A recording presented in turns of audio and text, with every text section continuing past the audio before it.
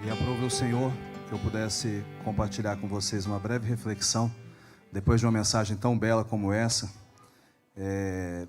Um dos nossos princípios, enquanto cristãos, enquanto servos do Senhor, enquanto presbiterianos, é a reverência que nós temos à palavra do Senhor. Então, o que eu pretendo trazer é uma mera e simples reflexão, mas que o Senhor possa falar poderosamente ao seu coração. E é de um texto, talvez o mais conhecido das Escrituras, especialmente pelo povo evangélico, que é João 3,16, que talvez nem precisasse ser projetado, mas como é na área, como a gente tem várias versões, eu vou pedir que projete, para que nós pudéssemos lê-lo todos juntos, a uma só voz. 1, 2, 3.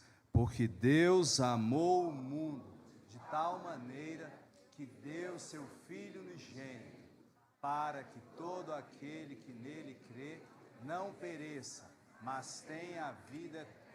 A refletir em 3 pontos que esse texto nos traz, O primeiro deles tem a ver com o fato de que a mensagem do Natal é, antes de mais nada, uma mensagem sobre o amor de Deus. O texto começa dizendo: amou o mundo de tal maneira. E quando nós falamos de amor, e nós temos insistido muito aqui no contexto dessa igreja, nós não falamos de um amor romântico, como o mundo tem o vendido, de um amor que simplesmente suspira, mas um amor que seja eterno enquanto dure. Nós estamos falando de um amor genuíno, um amor que é exposto na Escritura, um amor que tem a ver com sacrifício, com entrega daquilo que é o melhor que Deus tinha a oferecer, que era do seu Filho. Um amor que não é apenas, e meramente por nós, e que não tem a ver apenas com algo sobre nós. Diz o texto que Deus amou ao mundo. E quando nós entendemos mundo, não entendemos quanto sistema de valores e de crenças, porque esse está perdido nas mãos do inimigo, nas mãos de Satanás. Mas se a gente for olhar lá no Gênesis, ele termina o capítulo 1, no verso 31, dizendo: Deus viu tudo o que havia feito, e eis que era muito bom. Então a mensagem do Natal é a mensagem do Deus que ama a totalidade da sua criação, porque tudo que ele fez é bom. Ele amou ao ponto de se importar com ela e não deixá-la e abandoná-la. Nós temos ao longo da história, várias filosofias e entendimentos, e um deles é acerca do Deus relojoeiro, que é a ideia de que Deus criou, sim, pode ter sido que é uma ideia ateísta, que Deus tenha criado todas as coisas, mas ele criou regras e formas de funcionamento, mas depois ele deixou isso ao seu próprio destino, intervindo apenas em alguns momentos onde que talvez tenha dado algum defeito, onde tenha falhado alguma bateria. Mas quando nós olhamos para a Escritura, o Deus da Escritura é o Deus que se importa, é o Deus que amou ao mundo de tal maneira que ele agiu e que ele se moveu, e de que ele, ao invés de ter rebutado, de ter feito um simples reset, recomeçando tudo e fazendo algo novo, ele decidiu pagar um preço. Então a mensagem do Natal é, em primeiro lugar, uma mensagem sobre o amor de Deus. Mas a mensagem do Natal é também uma mensagem sobre generosidade. A gente tem o hábito, nessa época, de trocar presentes, especialmente as crianças aí ficam ansiosas por receber os seus presentes, e até muitos de nós também, mesmo na vida adulta, ficamos, mas a palavra nos mostra que o Natal não tem a ver com receber presentes, mas tem a ver com dar, porque diz o texto que Deus, porque ele amou o mundo, que ele deu seu Filho unigênito. Dar o Filho unigênito é alguma coisa que não tem preço. Ou seja, Deus, na sua grandiosidade, no seu infinito amor, ele nos mostra que o amor genuíno, que não é egoísta, mas antes é altruísta, é acima de tudo generoso. Ele nos ensina que o Natal não tem a ver meramente com receber presentes, mas sim com dar presentes. E quando ele fala de presentes, ele não está falando nada de algo meramente material. Ele fala de nos dar tempo, de nos dar envolvimento, de nos dar entrega. Afinal de contas, ele deu o seu Filho.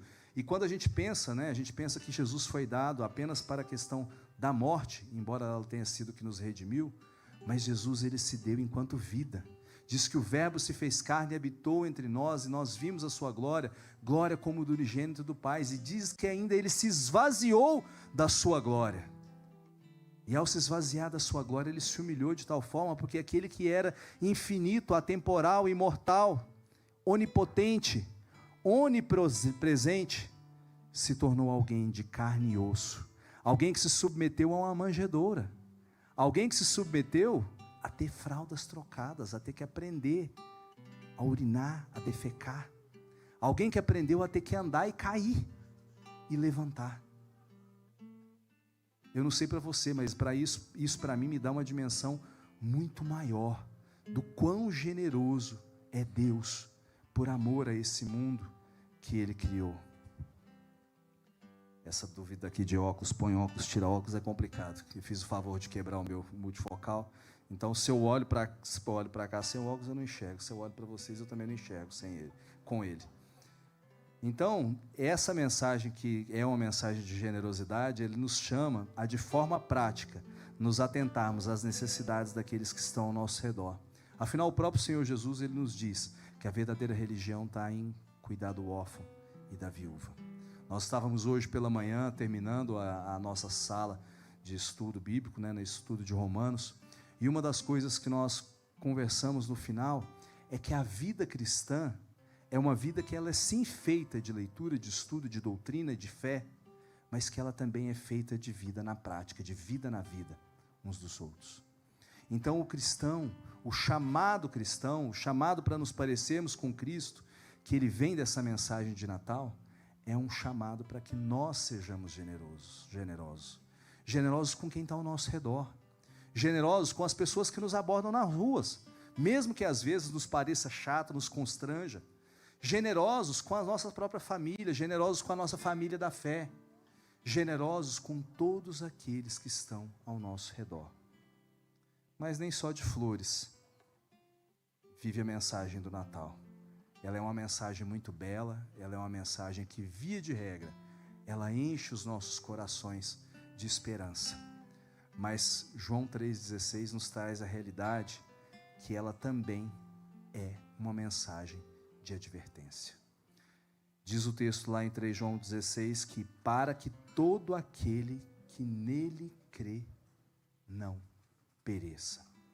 João, um pouco depois, lá no verso 18, ele vai complementar que quem nele crê não é condenado, mas quem não crê já está condenado. Então, o texto nos adverte que a fé em Cristo Jesus, nesse menino que nasceu, nesse bebê, esse menino que nos foi dado, numa simples manjedoura, que nasceu lá em Belém, num lugar onde que não se contava, ele veio como Salvador do mundo, e quem não crer nele já está condenado.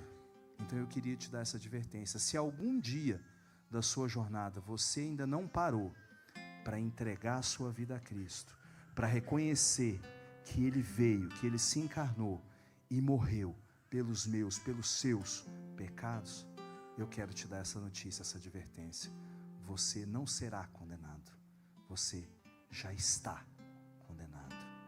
Esse Jesus e essa mensagem do Natal, ela vem para nos advertir, porque ela trata-se então de uma advertência ao arrependimento e à mudança de vida, porque eu preciso crer e eu preciso me arrepender daquilo que sou, para começar com Cristo uma nova jornada. Pois o amor de Deus ao enviar seu Filho é manifesto no fato de que todo aquele que já estava condenado pelo pecado pode, em Cristo, receber a salvação. E aquele que estava condenado pelo pecado a viver perpetuamente sobre essa escravidão e sobre o peso do juízo e da ira de Deus, recebe em Cristo um novo status. E é como se fôssemos nascidos sob uma lei de escravidão e Deus, por amor a esse mundo, nos desse em Cristo a nossa carta de alforria. Diante dessa verdade, o convite final que eu quero fazer e que nós, enquanto coral Alvorada Voz, fazemos a todos que aqui estão, para você que é crente, para você que já entregou a sua vida um dia a Cristo, essa cantata traz para você a lembrança de que dependemos dele para tudo. E que se somos livres, o somos por conta da sua exclusiva graça e misericórdia. Para você que não passou por esse caminho, que ainda não entregou um dia a sua vida para Cristo, que ainda olha para Cristo apenas como aquele cara barbudo, aquele que morreu na cruz, mas que talvez ele não tem nada ainda a ver com a sua história, o recado que esse coral quer dizer para você é que ainda é tempo, e que seu estado atual, embora seja de condenado, que há uma sentença de morte, embora haja uma sentença de morte pelo pecado, e que muitas vezes você nem mesmo é capaz de discernir isso, saiba que Deus, em seu Filho, demonstra o amor dele por você, ao ponto de trazer você para ouvir essa mensagem pregada aqui nessa noite. Saiba que se você respondeu a um convite, não foi de alguém que te convidou, foi o próprio Deus que te trouxe aqui nessa noite para ouvir essa mensagem. E diz a Escritura em vários pontos: quem tem ouvidos para ouvir, ouça. E diz a Escritura: arrependa-se. Diz um dos primeiros discípulos, que não é contado como apóstolo, mas João Batista, que ele começa a sua pregação dizendo, como eu vou terminar essa: arrependa-se, pois é chegado o reino de Deus. Arrependa-se, pois nasceu na cidade de Belém o Salvador, o Senhor do mundo, o Senhor Jesus. Queria te convidar a ficar de pé. Nosso pastor vai nos conduzir em oração. E se você porventura se encontra nesse segundo grupo, eu vou pedir não vou pedir para você levantar a mão, não vou pedir para você fazer nada que alaúde ou chame a atenção, mas enquanto o pastor nos conduz em oração, você pode fazer essa oração, entregando a sua vida a Jesus, confessando que Ele é o Senhor e Salvador, e que você deseja se arrepender dos seus pecados, mesmo que você não saiba como fazer isso. E terminado esse período do culto, se você quiser procurar algum dos pastores, presbíteros ou diáconos, fique à vontade para que a gente possa conversar e orar com você especificamente. Muito obrigado novamente por vocês estarem aqui.